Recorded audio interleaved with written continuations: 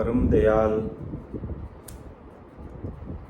अनंत सुख सम्राट आदि सद्गुरु, सर्व आत्माओं के सद्गुरु, सर्व सृष्टि के सद्गुरु, सद्गुरु सुखराम जी महाराज ने धन्य हो, धन्य हो।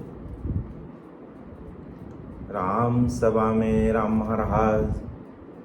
महाराज की कृपा से सायंकालीन सत्संग का 2 घंटे का सिमरन का समय हर्ष उल्लास आनंदमय वातावरण के साथ पूरा हुआ। ऐसी कृपा दृष्टि सदैव हम सब भाई बहनों पर बनी रहे। यही राम जी महाराज से या परम दयाल अनंत सुख सम्राट आदि सद्गुरु, सर्व आत्माओं के सद्गुरु, सर्व सृष्टि के सद्गुरु सुखराम जी महाराज से ही अरदास और विनती करते हैं। राम सभा में उपस्थित हमारे समस्त वरिष्ठ संतों को, समस्त हमारे आदरणीय रामसने भाई बहनों को मेरा बारंबार कोटि कोटि राम राम सा प्रणाम। तो रामे भाई साहब सत्संग प्रारंभ करें। हाँ सर, राम राम सा बारंबार प्रणाम सर। अच्छा, आज का पद है जो सीता जी लेंगे। हाँ सर, आज का पद सीता जी और साकी अनीसा जी बाटी लेंगे सर। अनीसा जी कहाँ से? वो कहाँ से तो पता नहीं, लेकिन उनका मैसेज आया था, मैं साकी लूंगी। चलो ठीक है, कोई बात नहीं। तो ठीक है, अपन सत्संग प्रारंभ करते हैं और समय भी बराबर हो गया है। और आज का पद है अपना, तो शुरू करते हैं। ठीक है, तो और आज का आभार कौन लेंगे? आज का आभार रक्षा जी लेंगे सर। अच्छा, रक्षा जी। और समापन सोहन जी पटेल के यहाँ से लेंगे सर। अच्छा, ठीक है। तो एक बार पुनः राम सभा में उपस्थित समस्त हमारे वरिष्ठ संतों को और हमारे समस्त रामसनी भाई बहनों को बारंबार राम राम सा प्रणाम। हरदिश राग शॉर्ट है, पद संख्या 28 है। बहुत ही गहरा विषय है और इसमें अमर देश की बात कर रहे हैं महाराज। तो हमारे राम सभा के मैनेजिंग डायरेक्टर रामी भाई साहब ने हमें बोलने का मौका दिया, उनका हार्दिक आभार, धन्यवाद। राम सभा का सारा काम संभालते हैं तो अपने राम सभा के मैनेजिंग डायरेक्टर रामी जी हैं और टेक्निकल मैनेजिंग डायरेक्टर परमात्मा हमारे अनिरुद्ध जी शर्मा है। रात और दिन यानी 24 घंटे जब भी कभी भी किसी भी वरिष्ठ संतों का फोन आ जाता है, आदेश हो जाता है, तुरंत प्रभाव से त्वरित गति से उसको इम्प्लीमेंट कर लेते हैं, उसको लागू कर देते हैं, वो काम कर देते हैं। धन्य है ऐसे हमारे टेक्निकल मैनेजिंग डायरेक्टर साहब को और धन्य हमारे मैनेजिंग डायरेक्टर साहब को और समस्त राम सभा में हमेशा प्रतिदिन आने वाले समस्त रामसने भाई बहनों को भी हार्दिक आभार, धन्यवाद। तो पहले अपन इस पद का गायन करेंगे और उसके बाद में इसका विश्लेषण करने का प्रयास करेंगे। बहुत ही गहरा विषय है और महाराज की कृपा से इसको अपन समझने का प्रयास करेंगे।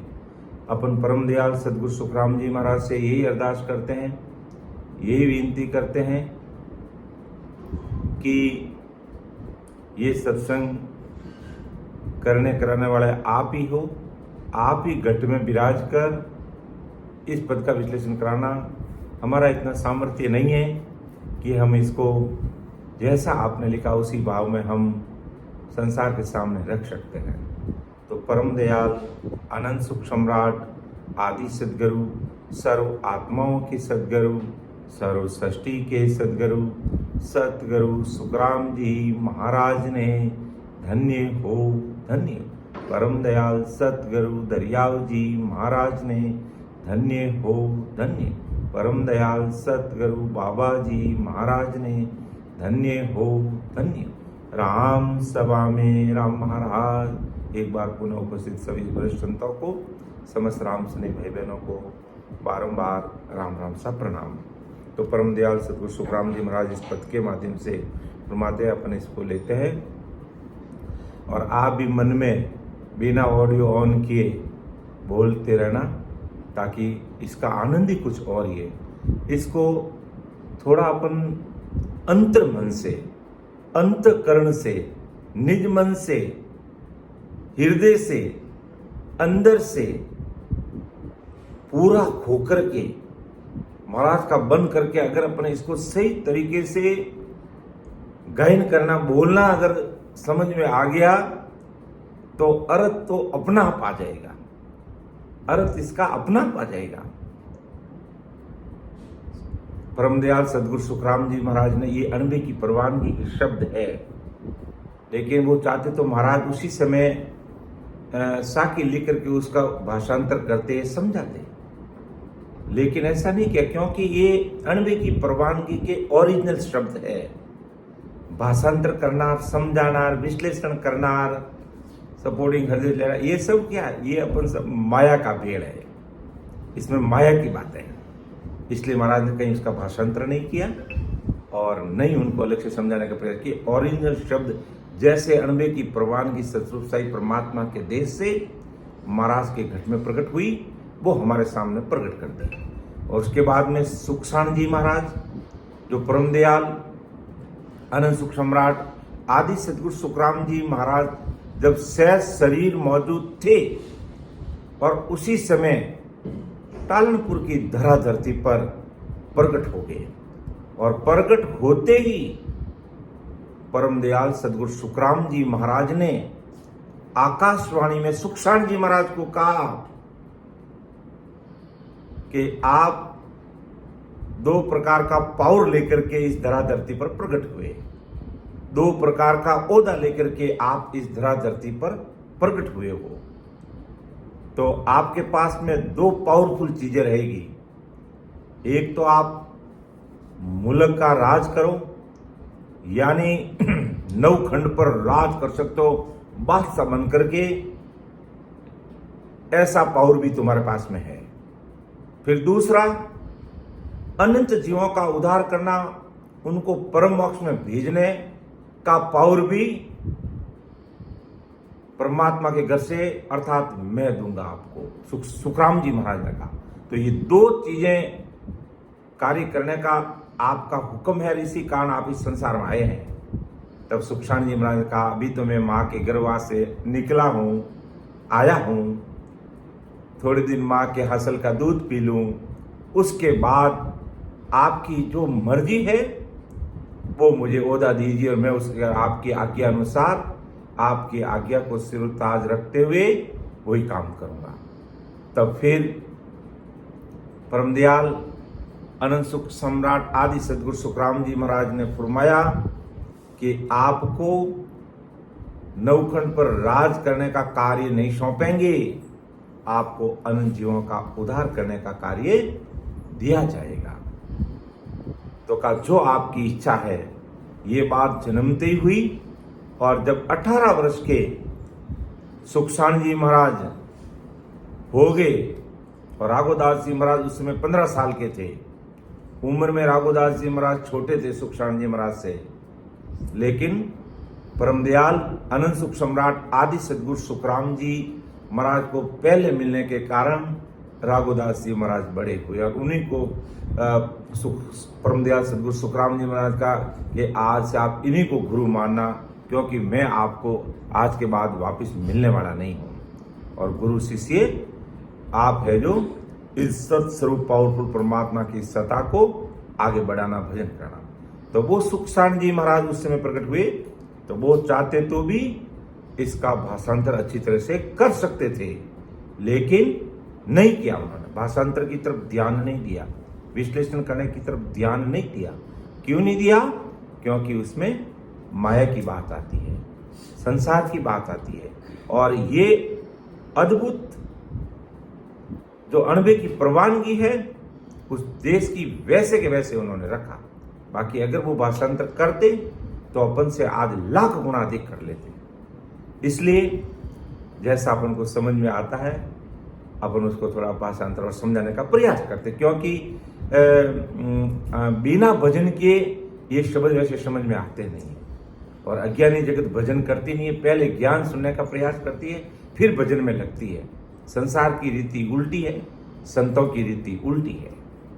तो इसलिए थोड़ा बहुत हमारे वरिष्ठ संत जो हुए उस भाषांतर को राजस्थान में भी रखने का प्रयास किया, महाराष्ट्र में भी रखने का प्रयास किया, ताकि अनजान लोग उसको थोड़ा समझ सकें। बाकी काम तो इन ओरिजिनल शब्दों से ही होना, इसके साथ कोई प्रकार का मिक्स नहीं चलता है। तो कहने का तात्पर्य ये है कि अपन अगर हृदय से इन शब्दों को अगर उच्चारण करेंगे, इनका बोलेंगे, तो अपना आप सारी चीज हमारे समझ में आएगी। और वही बात परम दयाल सदगुरु सुखराम जी महाराज फरमाते हैं। तो पहले थोड़ा अपन इसको पद को बोलते हैं कि अवधो ऐसा तत विचार्या वो अवधो ऐसा तत विचार्या ताते काम काज सब सार्या हो अवधो ऐसा तत विचार्या हो अवधो ऐसा तत विचार्या गिगन मंडल में बालक खेले गिगन मंडल में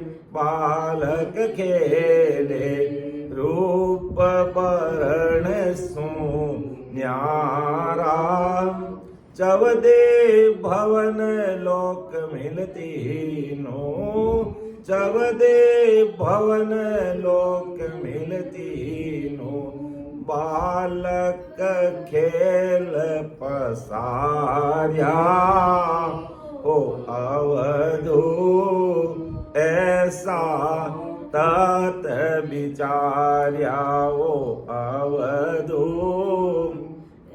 ऐसा तत विचार्या ताते काम काज सब सार्या हो अवधो ऐसा तत विचार्या सकरस साव पांच रंग किया सकरस साव पांच रंग किया सात धात गुण पारा सबके माये सकल संग खेले सबके माये सकल संग खेले हिलमिल सबसे न्यारा हो अवधू ऐसा तत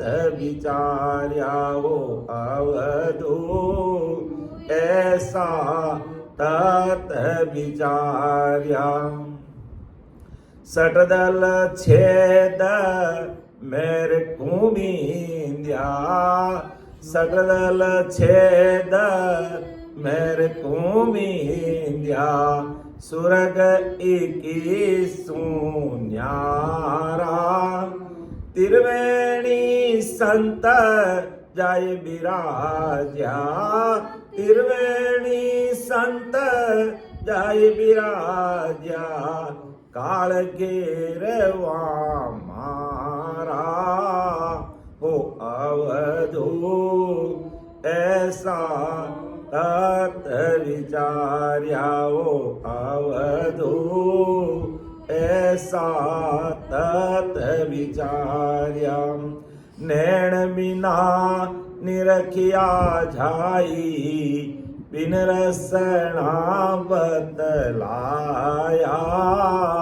हो अवधू ऐसा तत विचार्या हो अवधू ऐसा तत विचार्या सातों पौळ ધોઈ દરવાજા સાતું પોળ ધોઈ દરવાજા જાતીન પુરુષ કા સારા અનહદ ગુરે અખંડ ધુન માહી અનહદ ગુરે અખંડ ધુન માહી માયા રૂપ પસારા ઓ અવધુ ऐसा तत विचार्या ओ अवधू ऐसा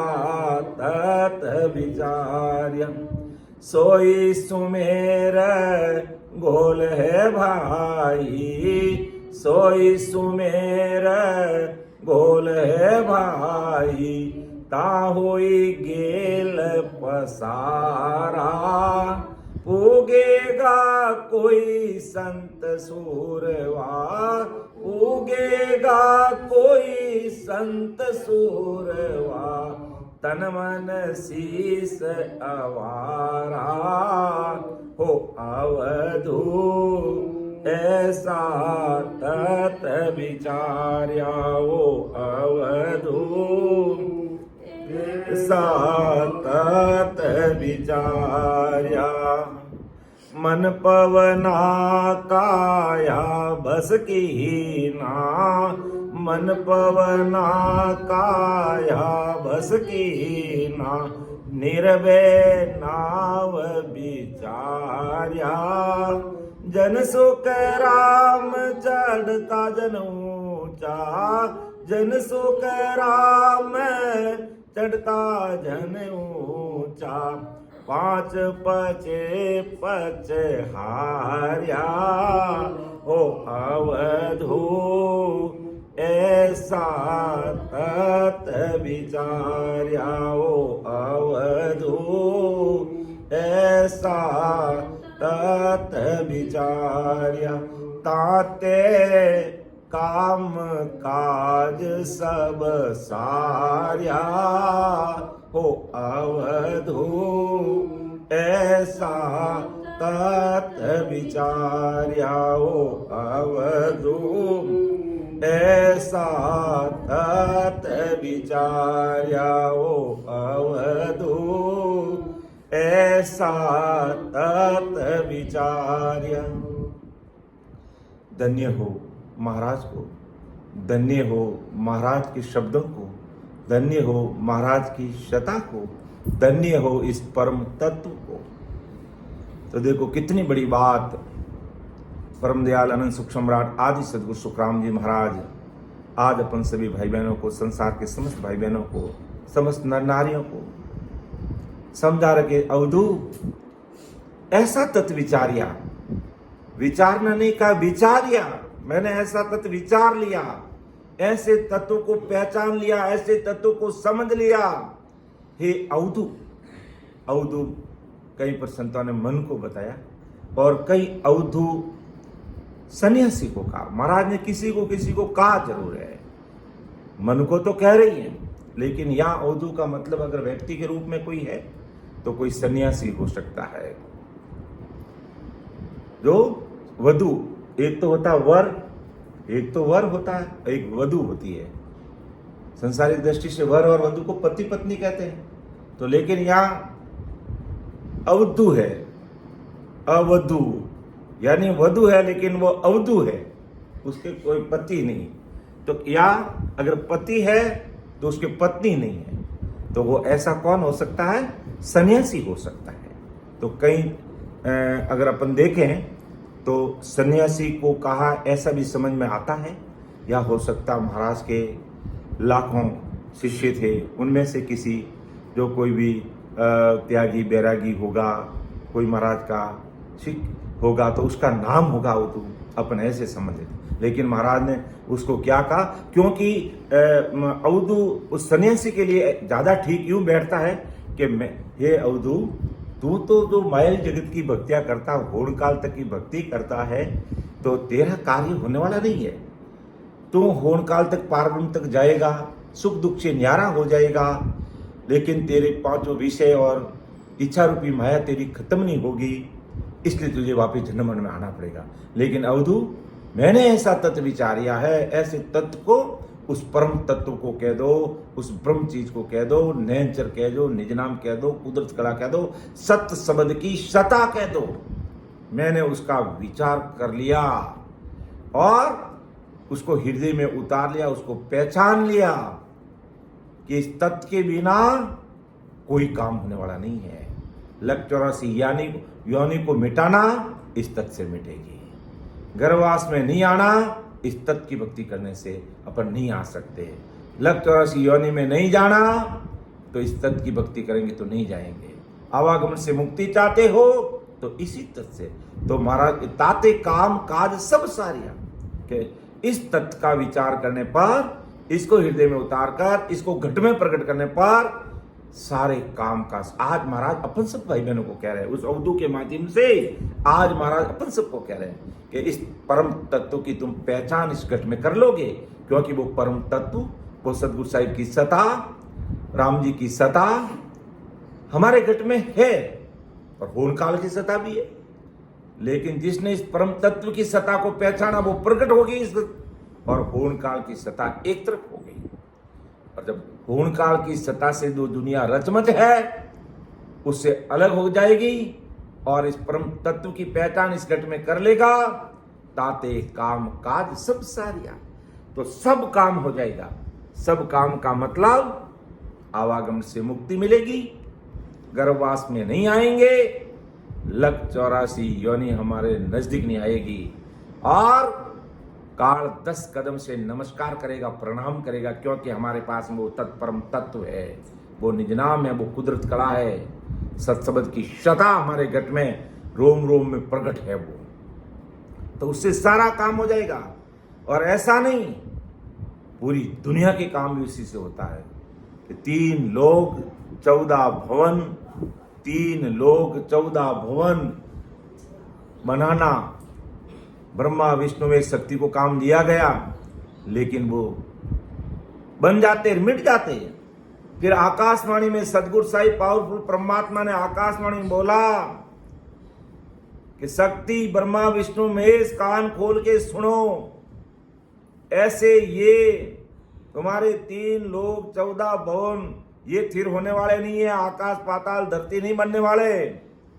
सत शब्द की शता का आधार दो, उस परम तत्व का आधार दो, और आज पूरी दुनिया इस सत्शब्द की शता पर टिकी हुई है। इसलिए महाराज का अवधू ऐसा तत् विचार्या, वो अवधू ऐसा तत् विचार्या, ताते काम काज सब सार्या, ओ अवधू ऐसा तत् विचार्या। अब देखो, जो कोई भाई बहन आज इस तत्परम तत्व को पहचानता है, घट में प्रकट करता है, वेद से भजन करता है, तो क्या परिणाम महाराज ने बताया, क्या परिणाम निकलेगा, क्या इसका रिजल्ट आएगा, सुन लो कान खोल के। माया जगत में डूबे हुए मत रहो, अभी भी तुम्हारे पास समय है, काल से बच सकते हो, आवागमन से मुक्ति पा सकते हो, गर्भवास के दुखों से दूर हो सकते हो। तो महाराज फरमाते कि मैंने इस तत्व का जब विचार कर लिया, पहचान लिया, पकड़ लिया, तो कैसी अद्भुत रीत हुई कि अवधू उदय बोध रीत कहानी, ओ अवधू उदय बोध रीत कहानी, कोई जाने गाजन माही, ओ अवधू उदय बोध रीत कहानी। आसन हमारा घिगन मंडल में, आसन हमारा घिगन मंडल में, रहूं जगत के माई, मोई को मेरा जन जाने, दूजा को गम नाही, अवधू उदबुदरीत कहानी। अरे अवधू, मैंने इस तत्व का विचार किया तो ऐसी उद्भुत रीत होगी, लेकिन जानेगा कोई जनमाई।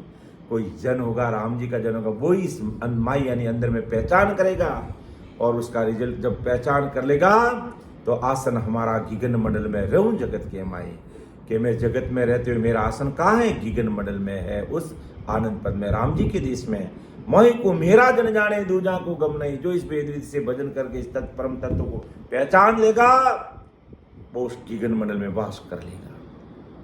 इसलिए महाराज आज अवधू के माध्यम से संसार के सारे भाई बहनों को कह रहे हैं, क्योंकि महाराज को तो सबको पार उतारना है, सबको उतारना है, और सब पर महाराज की कृपा होगी। आज नहीं मानेंगे तो कल मानेंगे, कल नहीं मानेंगे तो परसों मानेंगे, इस जन्म में नहीं माने तो अगले जन्म में मानेंगे। मानना तो पड़ेगा ही पड़ेगा, क्योंकि आज राम जी की ऐसी भारी कृपा है कि महाराज के अणुवे शब्दों रूपी प्रसाद जन जन तक पहुंच रहा है। कोई ना चाहते हुए भी उनके कानों में पहुंच रहा है। वो सुन भी लेंगे, विचार भी कर लेंगे, अरे है जोरदार, संतों के शब्द तो जोरदार है भाई, बहुत जोरदार सुनाई दे रहे। इतना भी विचार कर लेगा तो भी उसके सुकृत पल्ले बन जाएगा कि इतने बड़े महापुरुषों के शब्द है। इतना भी विचार कर लेगा, इतनी महिमा कर देगा, तो वो प्रसाद उनको इस जन्म में नहीं तो अगले जन्म में गुण करेगा। तो अवधू, मैंने ऐसा तत्व का विचार किया तो उसका रिजल्ट क्या मिला? आसन हमारा गगन मंडल में हो गया। संसार में रहते हुए मैं गगन मंडल में रह रहा हूं, लेकिन जानेगा कौन? दूजा को गम नहीं। और कितनी भारी कृपा, और कैसा वो देश कि अवधू उदबुदरीत कहानी। रात दिवस रैन नहीं तारा, रात दिवस रैन नहीं तारा, ससियर सूरज नाई। जाम जाए बासगर किया, जाम जाए बासगर किया, अनद घूरिया माही। ओ अवधू उदबुदरीत कहानी। कि जा हम बास जाई कर किया। यह संसार जैसे सूर्य चंद्रमा तारों का संसार जैसा वो नहीं है, वो स्वयं प्रकाशित देश है। और उन संत जो सतरूपी संत जो वहां पहुंचते हैं, उनके एक रूम में करोड़ों करोड़ों सूर्य जिसका प्रकाश कुदरती होता है सत्सबद की सतह से। ऐसे देश में मैंने वास कर लिया। क्यों कर लिया? कि अवधू ऐसा तत् विचार्या, वो अवधू ऐसा तत् विचार्या, ताते काम काज सब सार्या। हो अवधू ऐसा तत् विचार्या। ऐसे परम तत्व का विचार करते ही ऐसे रिजल्ट मिलने लगे। फिर के देवल माय देवरा दर्श्या, देवल माय देवरा दर्श्या, देव विराजे माई। हाथन पाव नैन नहीं जीबिया, हाथन पाव नैन नहीं जीबिया, मोह लिया मुझ ताई। रे अवधू उदबुदरीत कहानी, रे अवधू ऐसा तत् विचार्या। कि उस तत्व का जब विचार किया, हृदय में पकड़ा, धारण किया, तो देवल माय देवरा इस शरीर के अंदर देवरा 10वां दरवाजा दर्शा, और वहां उसके परे देव विराजे माई। वो सस्वरूप साई परमात्मा की सत्ता वो वहां विराज रही है। और हाथ न पांव नैन नहीं जीविया, मोह लिया मुझे। ना हाथ न पांव न जीव, कुछ दिखाई नहीं दे रहा है, लेकिन मुझे इतना मोहित कर लिया, इसमें इतना मुझे खींच लिया, उसके अंदर पकड़ लिया, मुझे इतना मोहित कर लिया कि उसके बिना मुझे कुछ भी अच्छा नहीं लगता। क्योंकि इतना उससे मिलकर के मुझे आनंद की अनुभूति हुई है कि उसके अलावा अब मुझे दूसरी चीज कोई नहीं दिख रही है। जो महाराज ने अगले सागे में कहा कि आटों पर पति सो घड़िया, आटों पर पति सो घड़िया, हिलमिल बिछड़त नाई, एक निमक जो न्यारा हुए, एक निमक जो न्यारा हुए, तड़पड़ जीव कढ़ाई, हो अवधू उद बुदरीत कहानी, हो अवधू उद बुदरीत कहानी, हो अवधू ऐसा तत् विचार्या, कि जब ऐसा तत्व का विचार कर लिया तो आटों पर 32 गुड़िया यानी 24 घंटे हिलमिल बिछड़ते उसके साथ ही हिलमिल रहा हूं। बिछड़ना होता ही नहीं है। एक निमिष जो न्यारा, एक मिनट भी अगर न्यारा हो गया तो तड़पड़ जीव कटाई, जीव तड़पने लग जाता है। अगर एक निमिष भी मैं उससे मेरा ध्यान हटा लेता हूं तो अवधू ऐसा तत्व, ऐसा परम तत्व का मैंने विचार कर लिया, ताते काम काज सब सारे काम काज हो गया। और कैसा काम काज हुआ कि गगन मंडल में बालक खेले, गगन मंडल में बालक खेले, रूप वरण सुन्यारा, चौदे भवन लोक मिलती नो, बालक खेल पसार्या, हो अवधू ऐसा तत् विचार्या। कैसा तत् विचार करने से गगन मंडल में बालक खेले। वो बालक कौन?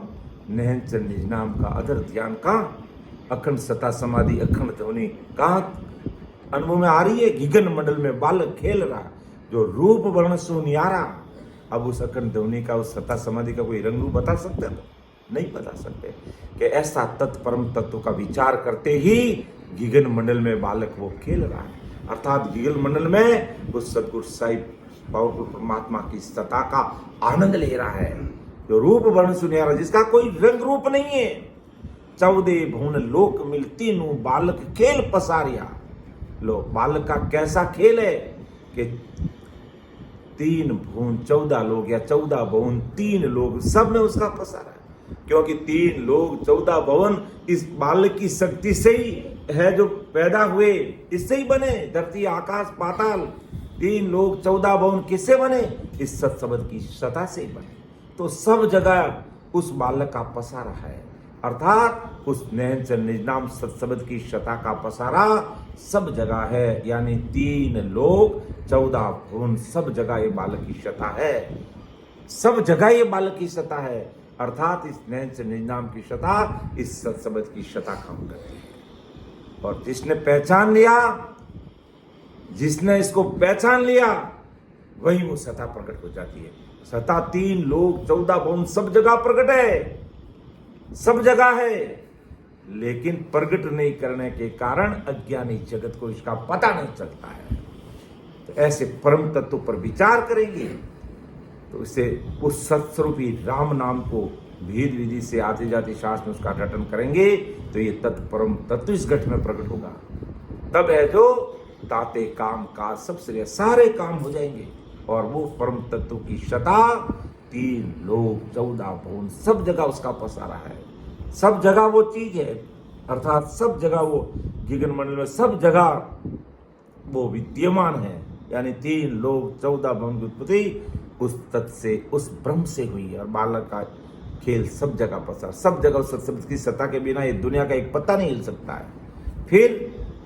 फिर उस सत्सबद की सत्ता से क्या चीजें बनी संसार के अंदर कि खटरस साव 5 रंग किया, 7 धात गुण पारा, सबके माई सकल संग खेले, हिल मिल सबसे न्यारा, हो अवधू ऐसा तत् विचार्या, हो अवधू ऐसा तत विचार्या के खट रस साव 5 रंग किया 7 धात गुण सारा सबके माए सकल संकेले हिलमिल सबसे न्यारा सबके साथ भी है सबसे अलग भी है अर्थात 6 रस खट का मतलब 6 के 6 रस 5 रंग 7 धातु 3 गुण सबके साथ होता भी इन सबसे अलग है।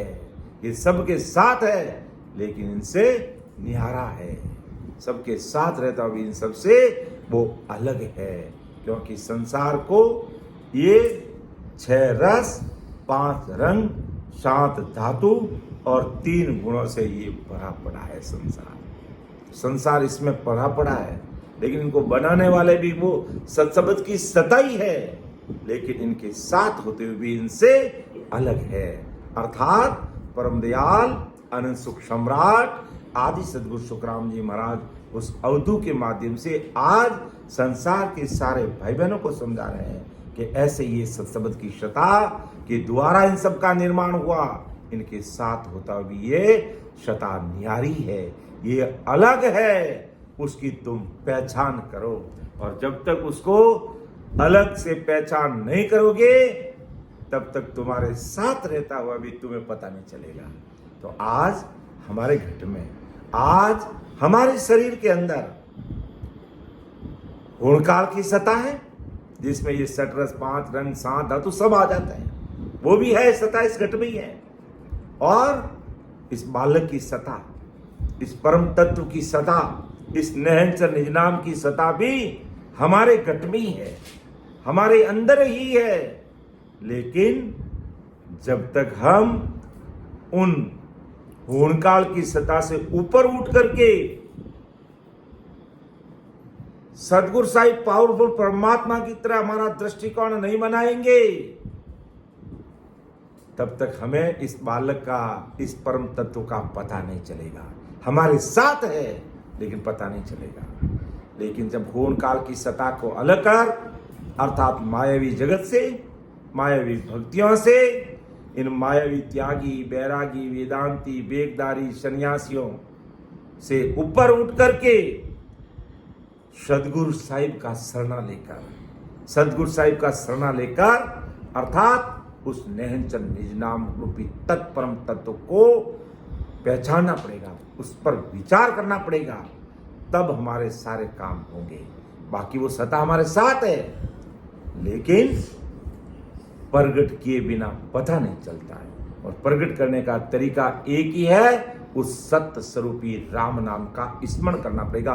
दूसरा और कोई उपाय नहीं है, और कोई उपाय नहीं है। और इस तत्व पर विचार कर लिया और ये परम तत्व की सत्ता इस घट में प्रकट हो गई तो महाराज फरमाते हैं आगे क्या रीत हमारे इस घट में बनने वाली है, इस शरीर में बनने वाली है कि अवधू ऐसा तत विचार्या खटदल छेद मेर कुमिंद्या सुरग 21 न्यारा तिरवेणी संत जय बिराज्या काल गेरवा मारा हो अवधू ऐसा तत विचार्या। ऐसे उस परम तत्व को पहचाना, ऐसे उस नैत्र निजाम को इस घट में प्रकट किया तो क्या रिजल्ट मिला कि खट दल छेद मेर को बिंदिया सुरग 21 न्यारा तिरवेणी संत जाय बिराजिया। ध्यान समाधि में हमने देखा नहीं तिरवेणी की कितनी, त्रिकुटी की कितनी सारी शाखाएं हैं और कैसे मठ बना करके जीव वहां बैठ जाता है। तो यही बात महाराज फरमाते हैं कि तिरवेणी संत जाय बिराजिया काल घेरवा मारा अर्थात पूर्व के 6 कमलों को और बंकनाल में 21 सर्गों का ये तत्व, ये नेत्र छेदन करता हुआ मेरुदंड पर पहुंचता है। और मेरुदंड पर पहुंच गया तो फिर त्रिवेणी में कैसे जाए विराजिया, यानी इस मेरुदंड से ईड़ा, पिंगला और सुकमणा के द्वारा वो कहाँ गया, त्रिकुटी में अपना मठ बना लिया। और त्रिकुटी में मठ बनाकर जब सदगुरु साहिब ने चेताया कि यहां तक काल की पहुंच है, यहां तक त्रिकुटी तक तेरे काल की पहुंच है, ये मायावी सुख है, ये खुटने वाले मिटने वाले सुख है त्रिकुटी के। त्रिकुटी तक की तू अगर किसी प्रकार की अन्य ध्वनियां भी सुन रहा तो वो भी मिटने वाली है, वो भी तेरी स्थायी रहने वाली नहीं है। तब फिर उस नैनचरी जीवात्मा ने विचार किया है, यहां काल का वासा है, यहां तक काल की पहुंच है। तो सदगुरु साहिब जो नैनच निजनाम रूपी घट में प्रकट हुए, उस नैनच निजनाम स्वरूपी सदगुरु ने उस जीव को चेताया और वो त्रिकुटी से आगे 3 ब्रह्म के 13 लोकों को पार ब्रह्म सिलसिला पार करते हुए 10वें द्वार के पार होकर के काल को घेर के मार दिया, अर्थात काल से परे 10वें द्वार के ऊपर त्रिकुटी से वहां अपना मठ बना लिया। जब तक वो संसारी काया का समय पूरा नहीं होगा वो वहीं रहेगा, और जैसे ही काया का समय पूरा हुआ और संसारी काया को त्याग देगा, वो हंसते हंसते डग डग डग डग हंसते हुए अमर विमान में बैठ करके वो सदगुरु साहिब पावरफुल परमात्मा के देश में जाएगा। और उसमें लेने के लिए केसर बरना मार्गावो आवे अमर विमान, केसर बरना मार्गावो आवे अमर विमान, सामा संत बधा वसीरे दिन दिन करता वान, सामा संत बधा वसीरे दिन दिन करता वान, चालो नीरे हंसा अपना राम जना। अरे हंसा अपने राम जनक देश चले ना, है काम आए हुए जगत में डूबा पड़ा है, भरा पड़ा है, तो है वहां चल जहां पर काल की पहुंच नहीं है। तो इस प्रकार महाराज मत कि त्रिवेणी संत जाय विराजिया, और त्रिवेणी का सुख लेकर के फिर नैनचन निजनाम रूपी शता सदगुरु ने चेताया, फिर वहां से आगे बढ़ के 10वें द्वार पर अपना मठ बना दिया, अर्थात काल को घेर करके मार दिया, यानी काल से परे हो गया। कब के अवधू ऐसा तत विचार्या, ओ अवधू ऐसा तत विचार्य, ताते काम काज सब सार्या, वो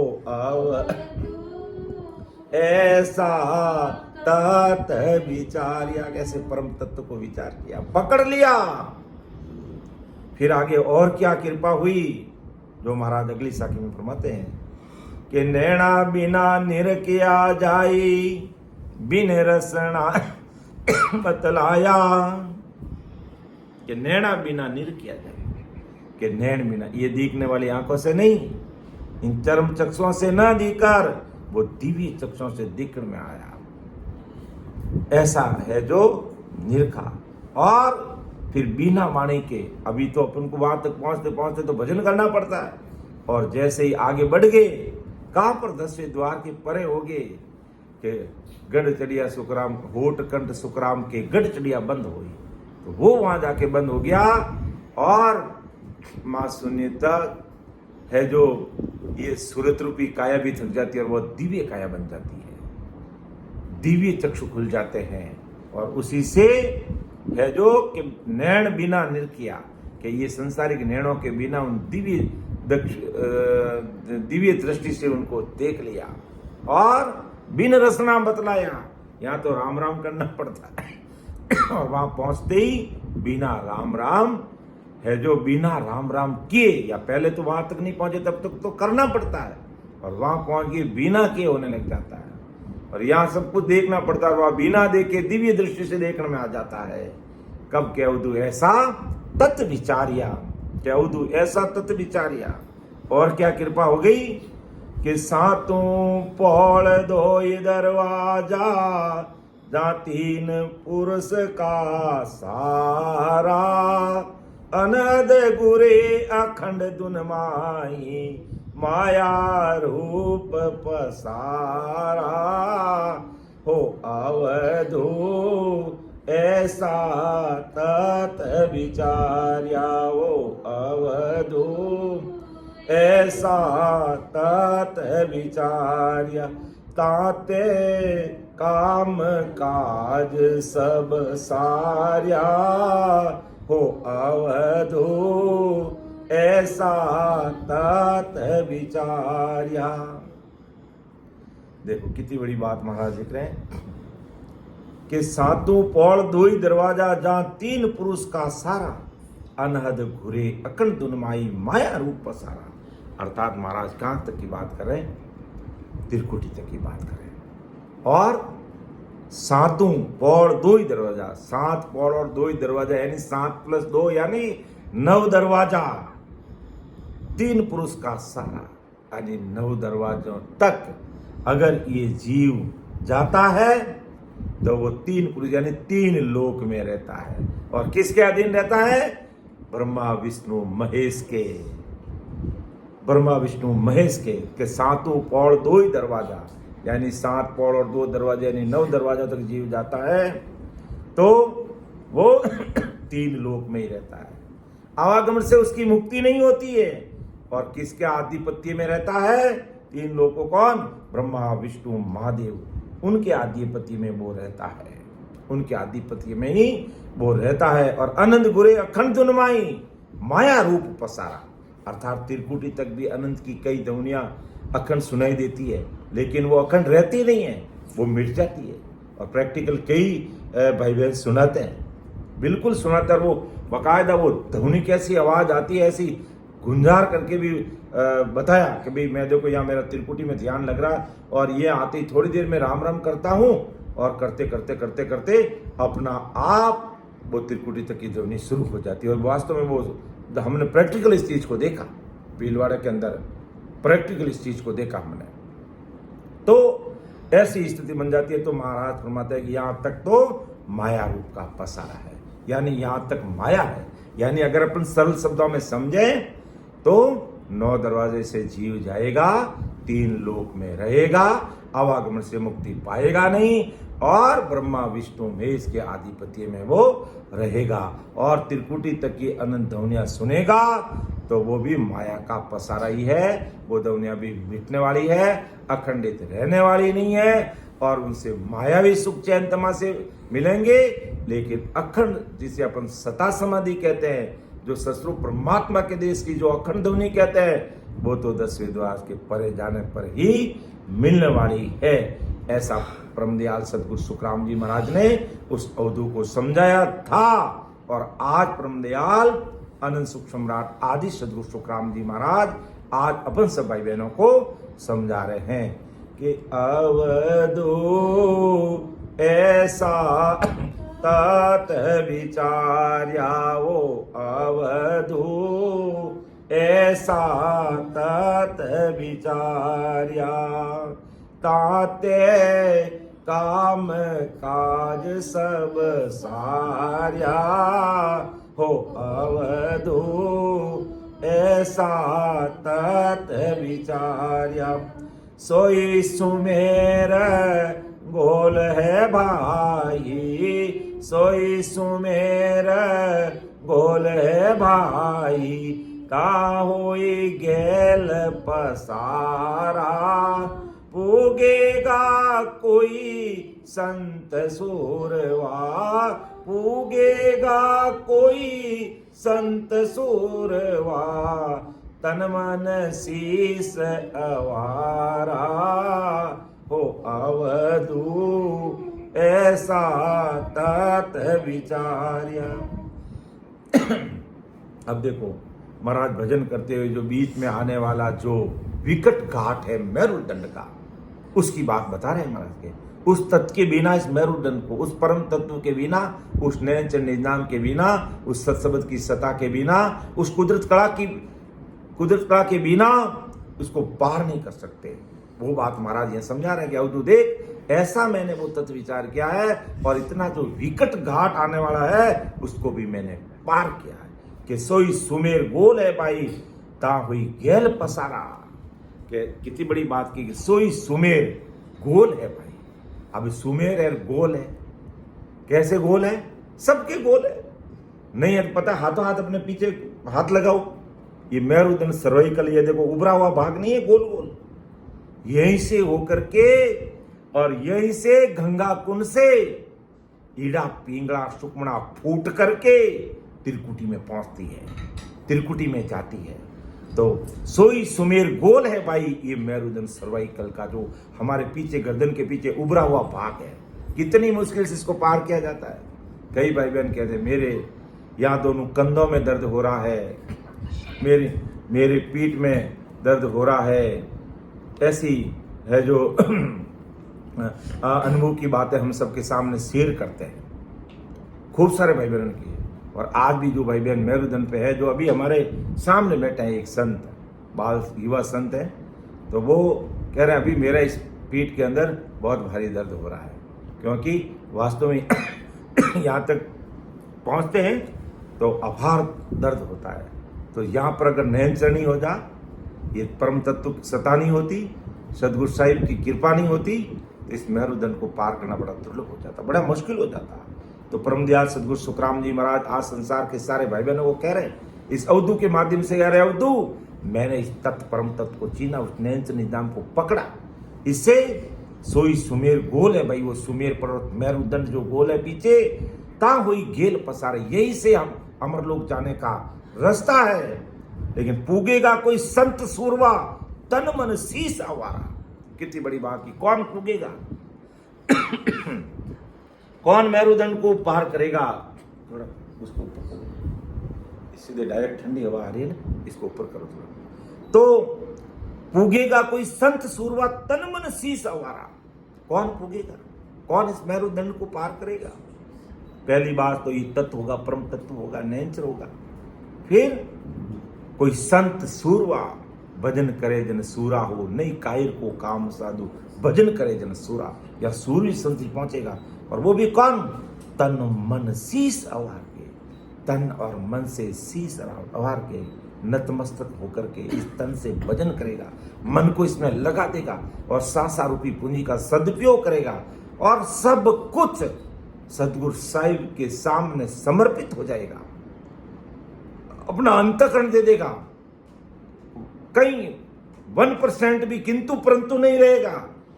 ऐसा अपना तन मन देकर के शीश वार देगा, झुक जाएगा, अर्थात हृदय से इस परम तत्व की सत्ता को पहचान ले जाए और इस पर वो निछावर हो जाएगा, इसमें पूरा रचमच हो जाएगा।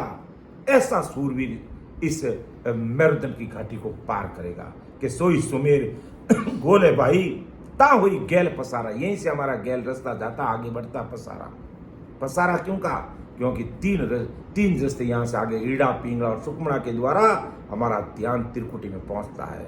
तो पूगेगा कोई संत सूरवा, तन मन शीस अवार, जो तन मन शीस अवार देता है। ऐसा समर्पित भाव, ऐसा समर्पण गुरु ज्ञान के प्रति, उस नयन चंद नाम के प्रति, ऐसे सता स्वरूपी सदगुरु जी महाराज के प्रति ऐसा हो जाता तो वो पार होता। वरना किस बराबर आतरो, जे हंस राखे कोई, तो आखिर पाना बने, ऐसी कुदरत होई, ऐसी कुदरत होई, निज मन माने नाय, कपट लिया आधीन ताई, घर जावे नाय, सुख राम कहे पच पच मरो, गरज सरे नहीं को, केस बराबर आतरो, जे हंस राखे को।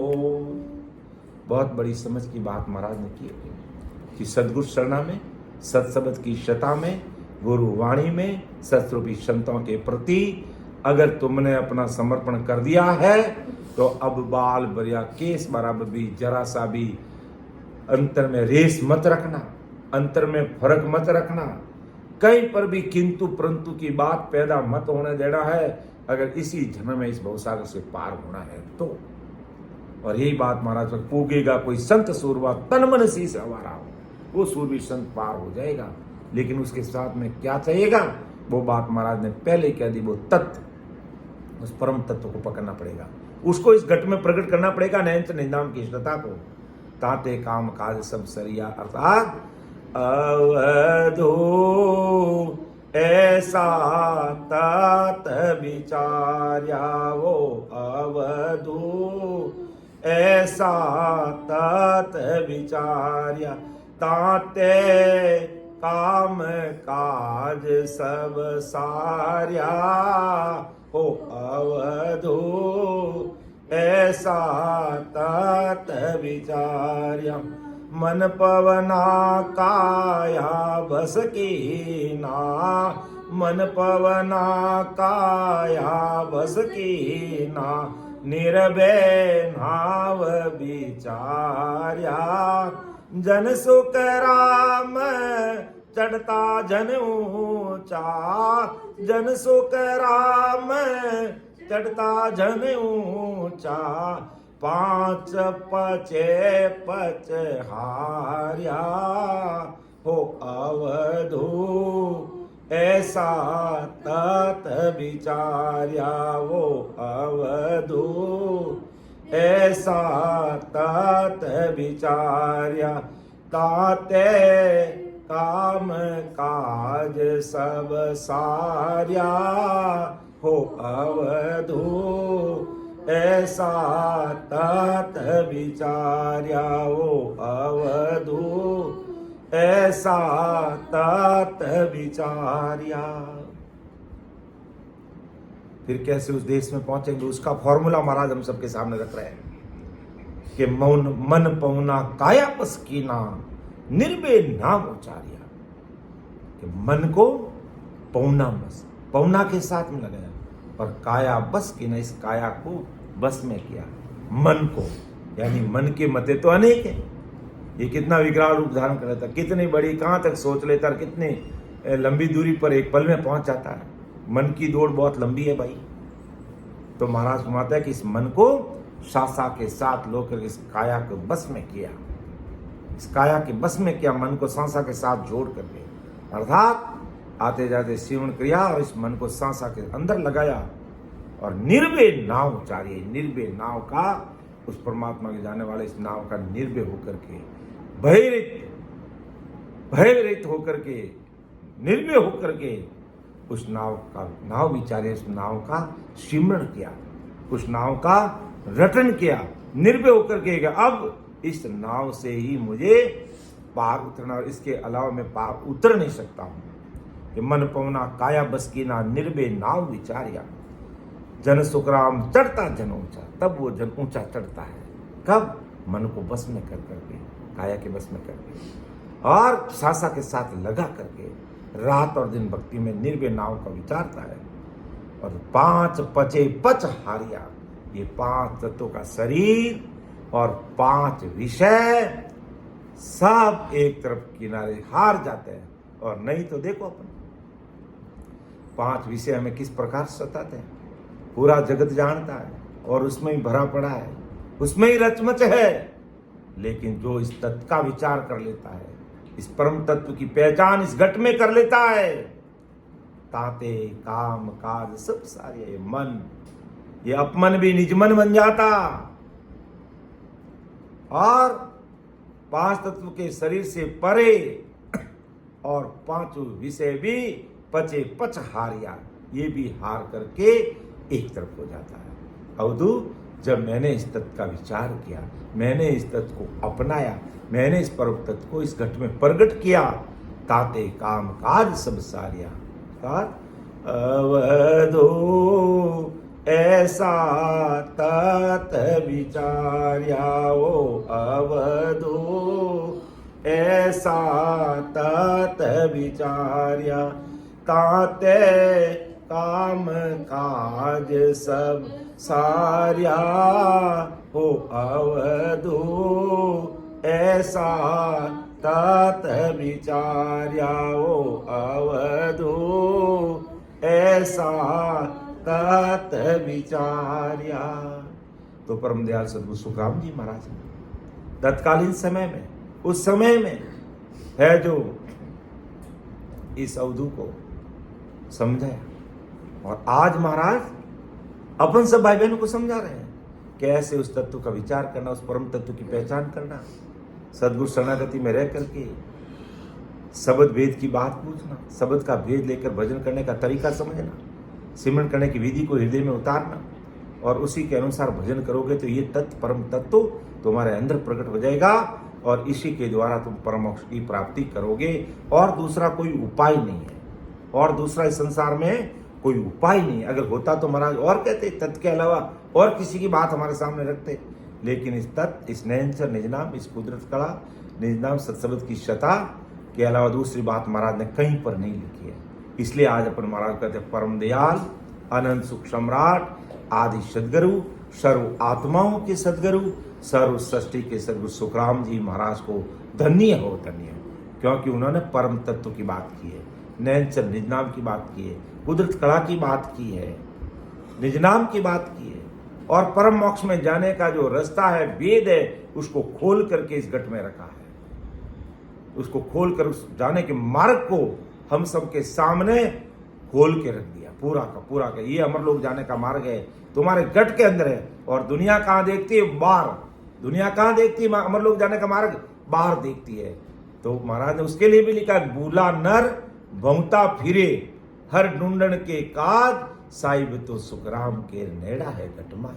तो घट में राम जी महाराज है, इस परम तत्व को पहचानोगे और उसके अनुसार भजन करोगे तो वो तत्व, परम तत्व तुम्हारे घट में प्रकट हो जाएगा, अर्थात वो राम जी की ओळख इस घट के अंदर हो जाएगी। ऐसा परम दयाल सदगुरु सुखराम जी महाराज ने इस हरदिस राग शॉर्ट अवधू ऐसा तत्व विचारे के माध्यम से हम सबको समझाने का प्रयास किया।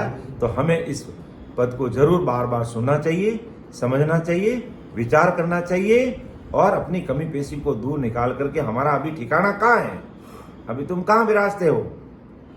किसी को पूछा आप कहाँ विराजते हो, कोई कहता मैं दिल्ली, कोई कहता मैं बॉम्बे, कोई कहता मैं कलकत्ता। नहीं, तुम घट में कहाँ विराजते हो।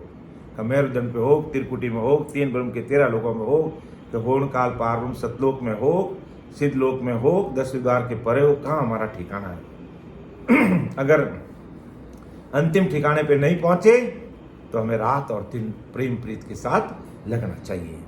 तो समय का भी तकाजा है, समय भी पूरा हो रहा है, हो रहा नहीं हुआ है, कुछ अधिक ही लिया गया है। क्षमा चाहूँगा, बोलने में समझाने में कोई त्रुटि रह सकती है, क्योंकि सदगुरु साहिब पावरफुल परमात्मा की सत्ता का, इस ज्ञान का अपार है। ये ज्ञान अथा अपार अपंग है, कोई वार पार नहीं है, और मेरी इतनी बुद्धि नहीं है। जैसा महाराज लिखा वैसा हम सबके सामने रखने का प्रयास करूं, लेकिन जैसा समझ में आया वो आपके सामने रखा। उसमें भी कई प्रकार की गलतियां त्रुटियां रह सकती है, तो आप उसको अन्यथा मत लेना। मुझे सुधारने के लिए कहेंगे, मैं सुधारूंगा, और मुझे क्षमा करना, छोटा भाई समझ करके क्षमा कर देना, माफ कर देना। सुन जो मैं निर्दोष हूँ, घाट बाद जस होय, तुम हर बोलन हार हो, क्या जानेगा को।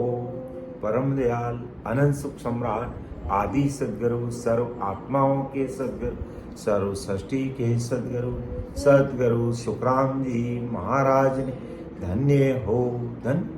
राम सभा में राम महाराज, उपस्थित सभी हमारे वरिष्ठ संतों को, समस्त राम सने भाई बहनों को मेरा एक बार पुनः बारंबार कोटि कोटि राम राम सा प्रणाम।